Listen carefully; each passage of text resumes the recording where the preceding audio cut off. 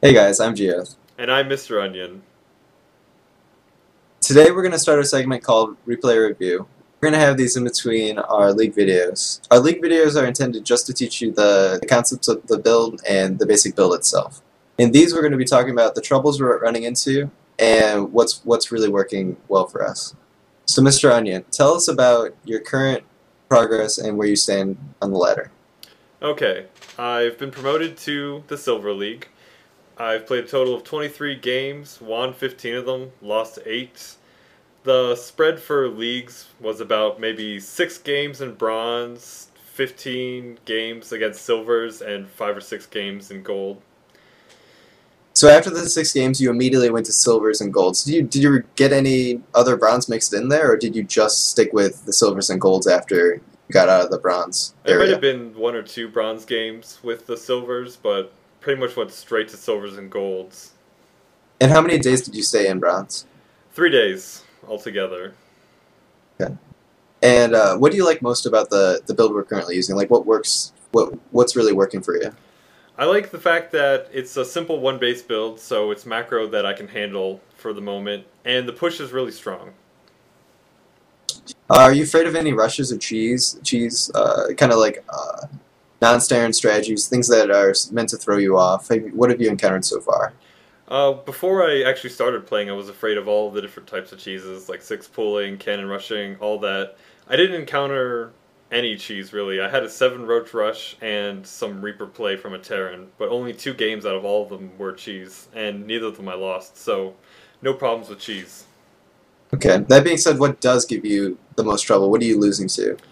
Initially, I was losing to some Zerg opponents because I had poor unit composition. I was using a lot of Stalkers instead of Zealots and Sentries when they were using heavy Lings. And I also had problems with Protoss, who were out-macroing me with 2 bases, but that was like silver and gold players. And then I also had problems with some Protoss who were force-fielding ramps and cutting my army. I know we said in the previous video we talked about how we're supposed to be pumping immortals out of Robobay at all times, and then using our gateways for whatever units we want, really. And it's up to you to make that decision. And I know you like to favor stalkers a lot, and that's why you weren't incorporating the zealots. And did you really need to use zealots against bronze level people, or did you have to make that switch once you got higher up? No, I didn't lose a single game to bronze players. It was only the silvers and the golds where I actually started having problems. Okay. Let's move on and talk about the replays. Hey guys, this is the first replay. Mr. Onion, tell me where you are in your build up to this point so far. We're at the 7-minute mark. Okay, I have my 3 gates down. Warp gates are researched and have been converted, and my first robotics, or my only robotics facility, is almost finished.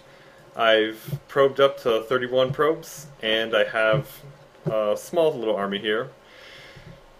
That's about all. 31 probes is actually a lot, because our original benchmark was 720 for 30 probes, so you're like 20 seconds ahead on the probe count. So that's really strong. It looks like the Zerg up to this point is doing some sort of Roach Rush, where they, if they time it correctly, right when the inject finishes, they can pump 7 roaches right at the exact time. He didn't do that, so his rush is a little bit slower than it should be. But that's not really the issue. We're going to see how Mr. Onion holds this and how he eventually wins the game. So let's resume right now. Oh, I started a little early.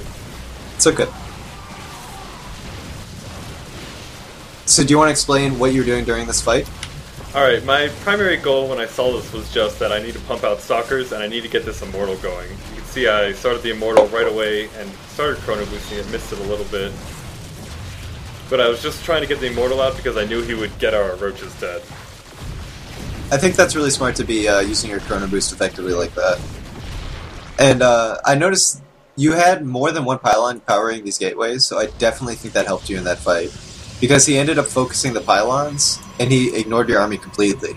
He was just focused on trying to get your production halted. Right, and then afterwards I put 3 pylons there just to make sure it didn't happen again. Right. And I see here he's running in with zealots, or with zerglings to reinforce, and he's in your mineral line. Do you want to explain what was running through your head, or your decision making from this point? Yeah, I thought that I was probably ahead in probes, so I can lose some just to make sure the lings are dead and get back on my feet. I think there I lost 5 probes to get all those Zelts dead. I don't know if that was a good trade. Well, you still have really good saturation. Like you're really solid with your probe count here. So even though you lost a bunch, you were probably even oversaturated where you had too many. But that's really not an issue for us to be focusing on. I see you're moving out. Your push was slower than 9 minutes, just because he delayed you for so long. Do you feel like you were going to win this game after he did that attack to you? I just thought that since a Zerg was putting so much pressure on me with the army, and I was still keeping up, I just had faith in my macro and wanted to see if I could actually win it. I think it was really smart of you to put these 3 zealots here in the front to stop the links from running in over and over. Right, and I have them on hold position so they can't just walk through, and that definitely ended his aggression. Yeah, that's good. A Zerg stuck on one base, he's not going to be as strong as you stuck on one base. So really, after you held off this first, if you see a bunch of roaches early, you should know that, because you're right in thinking that because he did that, he's going to be behind. And the reason for that is because he's on one base. As Zerg, you always want to be one base ahead of your opponent, so he was definitely behind after his push didn't kill you. And it didn't do enough damage to justify it either. Right, and you can definitely see that in the end of the game where it's just kind of, I take my small army and roll into his base and do some work. Hey guys, this is the second and final replay we're going to be reviewing today. So far in this replay, Mr. Onions doing his normal bronze build against a Terran player who's opening up really fast double barracks reapers. So he's going to be hitting him with a lot of harassment, and let's see how he does. Let's get started. Play now. So do you want to explain where you're at in this build currently and what you've scouted? Yep, so far I've scouted nothing, because we don't scout in this build, and my gas was a little delayed, so that's why I kind of have like 2 zealots sitting around in the base instead of 1 zealot and 1 stalker. But okay. Otherwise everything's going pretty smoothly, but I do also forget to lay down my Robo Bay. Is this the first time you've dealt with stalkers? Or, I mean, reapers? Yes. And were you afraid when he was going at you with this? Initially, yes, but then when he shied away, when I put 1 stalker, I felt a little better, but then when he came back with 3, I kind of freaked a little bit. Which is, again, why my Robo didn't go down. Okay. Yeah, stalkers are definitely really good against reapers. I feel really comfortable after I get some out. For sure. So, if you look at the units tab, as you can see, even though he did that Reaper harass, you have 31 probes and he has 20 SCVs. How do you explain that? I figured that while he was busy trying to micro his Reapers and do some fancy stuff, that he completely forgot about making SCVs while I just, with our goal, trying to make probes always. Yep, that's dead on. That's really good. And this kind of shows the power of constantly making units. If you look at the food count too, he's at 35 while we're at 66. And it's important in any game where you're dealt with a lot of harassment and cheesy stuff that you can just push and win. And even though you got your build delayed by this Robo going up so late, you're just pushing into his base with a bunch of stalkers, and you go on to win this game.